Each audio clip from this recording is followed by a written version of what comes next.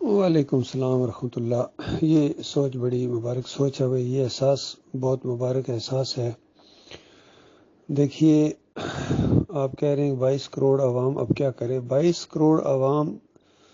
طاغوت کی بندگی کے اندر لت پت ہے۔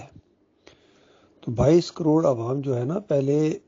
ایمان لائے خالص اللہ کے اوپر، توحید کو مانے، طاغوت کا رد کرے، اور پھر ہمارے سامنے نمونہ موجود ہے۔ یعنی حیرت بھی ہوتی ہے کہ لوگوں کا دھیان اس طرف کیوں نہیں جاتا ہے، جب ہم سب کا ایمان یہ ہے کہ نبی علیہ السلام ہم سب کے لیے، یعنی انسانوں کے لیے اور خاص کر مسلمانوں کے لیے بھی بہترین نمونہ ہیں۔ یعنی جو مسلمان ہونا چاہتا ہے اور طاغوت کا کفر کرنا چاہتا ہے، حقیقی آزادی چاہتا ہے، جہنم سے بچنا چاہتا ہے، جنت حاصل کرنا چاہتا ہے، صراط مستقیم چاہتا ہے، اس کو نبی علیہ السلام کا طریقہ اختیار کرنا چاہیے۔ اور صحابہ کرام کے جو درجات ہیں، فضیلتیں ہیں، سارے معاملات ہیں، جو جتنا بڑے درجے کو پہنچے ہیں، وہ نبی علیہ السلام کی پیروی کرنے کی وجہ سے پہنچے ہیں۔ کوئی اور دائیں بائیں سے راستہ نہیں ہے بھائی۔ یہ خاص کر صوفیوں نے جو دائیں بائیں سے راستے نکالنے کی کوشش کی ہے، نئے نئے طریقے، نئی نئی بدعتیں اور نئے نئے فلسفے اور بحثیں، اور گویا انہوں نے نبی علیہ السلام سے زیادہ یعنی سمجھدار بننے کی کوشش کی ہے۔ اور یہ صوفیوں کا فلسفہ ہے کہ انبیاء تو بہت پیچھے ہوتے ہیں، یہ جو صوفی لوگ ہوتے ہیں وہ ان سے آگے ہوتے ہیں۔ اور شیعوں نے کہا کہ صوفیوں تم تو کیا ہو، ہمارے امام تم سے بھی آگے ہیں، یعنی انبیاء سے بھی آگے، صوفیوں سے بھی آگے۔ اس طریقے سے انہوں نے اللہ کے دین کے ساتھ مذاق اڑایا ہے، اور اس طرح اپنی بربادی کا سامان انہوں نے اکٹھا کیا ہے۔ اب دیکھیے، کفر و شرک کے اس ماحول کے اندر فحاشی آج کی فحاشی سے کہیں زیادہ تھی آج سے 1500 سال پہلے۔ اب اندازہ لگائیے، کوئی تصور کر سکتا ہے کہ بیت اللہ کا ننگا طواف ہوتا تھا، اس سے آگے کیا فحاشی ہوگی۔ اور پھر غربت جو ہے سب سے بڑا مسئلہ معاشی بحران تھا۔ جو امیر تھے وہ امیر تر تھے، اور جو غریب تھے وہ پسے ہوئے تھے، اب حتیٰ کہ اپنی جان کے بھی وہ مالک نہیں تھے۔ غلامی کا دور تھا، غلام تھے، انسانوں کا غلام تھا، اور غلام اس کے ساتھ جو مرضی کرنا چاہے، کوئی قانون اس کے اوپر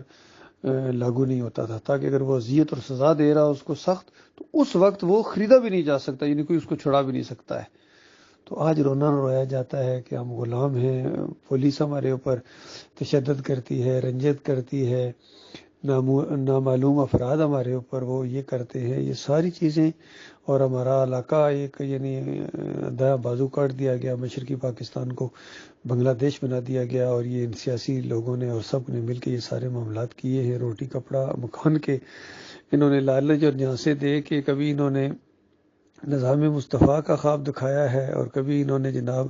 ریاست مدینہ کے سہانے سپنے دکھا رہے ہیں۔ یہ سارے وہی کچھ کر رہے ہیں جو فریب کار کرتے ہیں، اور صحیح معنوں میں اگر کوئی ان کے جال سے نکلنا چاہتا ہے تو ان کے خلاف تو ہم نے یعنی جہاد کرنا ہے، صحیح معنوں میں جو اصلی جہاد ہے۔ ابھی یہ آزادی لے رہے ہیں، کہتے ہیں ہم آزادی لیں گے، پتہ نہیں ملے گی یا نہیں ملے گی، وہ تو ایک علیحدہ مسئلہ ہے۔ 75 سال بعد پہلے پتہ چلا کہ وہ آزاد ہوئے ہی کوئی نہیں ہے۔ تو اب جب آزادی یہ عمران خان صاحب دلوا رہے ہیں، اور بالفرض اس طرح آزادی مل بھی جائے جس طرح یہ کہہ رہے ہیں، مل گئی آزادی، ٹھیک ہے جی، آپ کو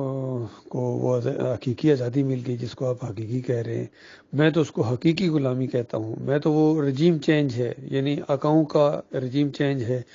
کہ نواز شریف اور زرداری اور دوسرے لوگوں کی غلامی سے نکل کر اب یہ محمود قریشی اور عمران خان اور فواد چودھری کی غلامی کے اندر آ جائیں گے۔ تو یہ چینج ہو جائے گا رجیم، ان کا آقا چینج ہو جائیں گے، غلام تو غلام رہیں گے۔ پھر کسی دور کے اندر کسی کے دماغ کے اندر یہ بات اگر اٹھے، وہ کہے گا نہیں نہیں نہیں، اوہو، میں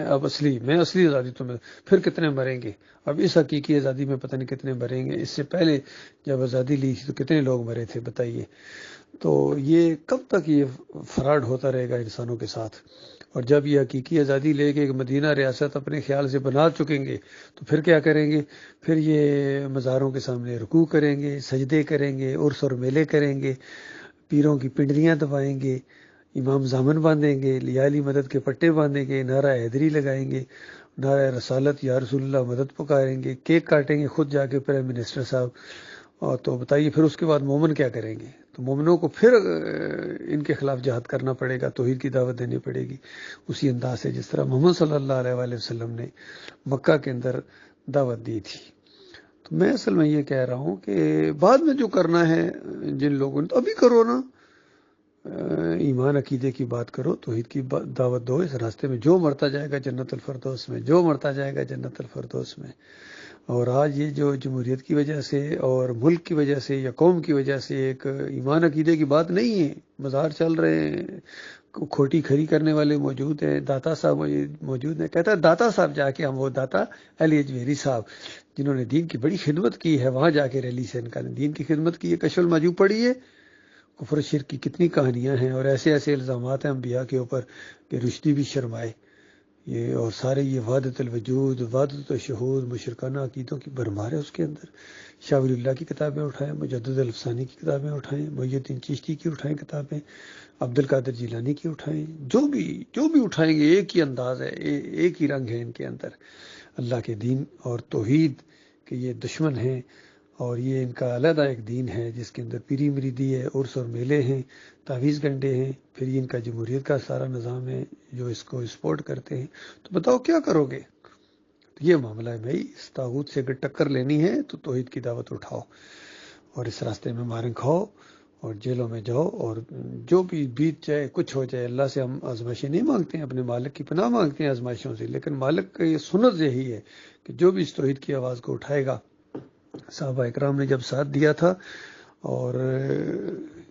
چند سال ہی گزرے تھے کہ ایک مرتبہ نبی علیہ السلام بیت اللہ کی دیوار کے ساتھ ٹیک لگا کے لیٹے ہوئے تھے، تو کچھ گئے لوگ جن کے ساتھ بڑی سختی ہو رہی تھی، اور کوئی ایسی بات بھی نہیں، صرف اتنی بات جا کے کہی کہ یا رسول اللہ دیکھ رہے ہیں ہمارے ساتھ کیا رہا، اللہ سے دعا کریں، اللہ سے دعا کریں کہ کچھ حالات ذرا تھوڑے ٹھیک ہو جائیں۔ تو اس کے بعد نبی علیہ السلام کا چہرہ سرخ ہو گیا اور کہا بس اتنی جلدی، یہ میرے ساتھیوں کو کیا ہو گیا ہے؟ اس سے پہلے جنہوں نے ایمان کی آواز اٹھائی تھی ان کو جانتے ہیں ان کے ساتھ کیا ہوا؟ آروں سے چیر دیا گیا اور لوہے کی کنگیاں ان کے جسموں کے اوپر چلائی، ان گوشت اور پٹھوں کو علیحدہ کر دیا گیا، وہ جمے رہے ہیں اور تم میرے ساتھی جلدی کریں تو کرانا شروع ہو گئے، جمے رہو اس کے اوپر، اسی ایمان کی دعوت کو۔ اور اسی وجہ سے بلال رضی اللہ عنہ کو گھسیٹا جاتا ہے، احد احد پکارتے ہیں، پتھراؤ ہوتا ہے، کسی اور کو نہیں پکارتے ہیں، یا رسول مدد اور یا علی مدد کے نعرے نہیں لگاتے تھے، احد احد احد احد۔ یہ معاملہ اللہ کے بندو،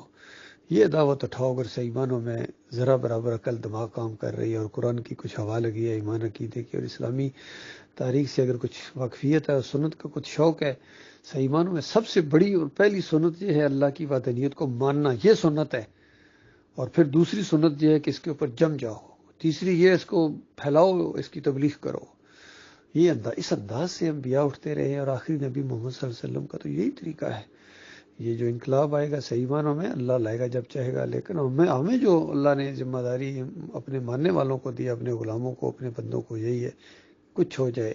یہ سورۃ العصر کی 4 باتیں جب تک آپ کے اندر نہیں آئیں گی تم خسارے سے اور بربادی سے اور جہنم کی آگ سے نہیں بچ سکتے ہو۔ جنت کی باتیں بعد میں ہیں، پہلے آگ سے بچنے کے لیے ایمان لاؤ، خالص ایمان کرو،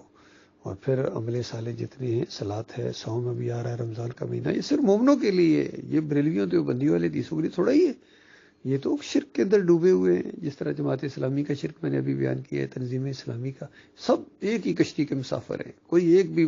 جماعت اس کا نام لو جس کے عقیدے کے اندر خرابی نہ ہو، کسی میں زیادہ کسی میں کم۔ اس زمین کے اوپر کوئی ایک حکومت بتاؤ جو خالص ایمان خالص کے اوپر، توحید کے اوپر شرک نہ کرتی ہو اور شرک کو رکھوالے نہ ہو، بتائیے ذرا مجھے، نام تو لیجیے اس کا۔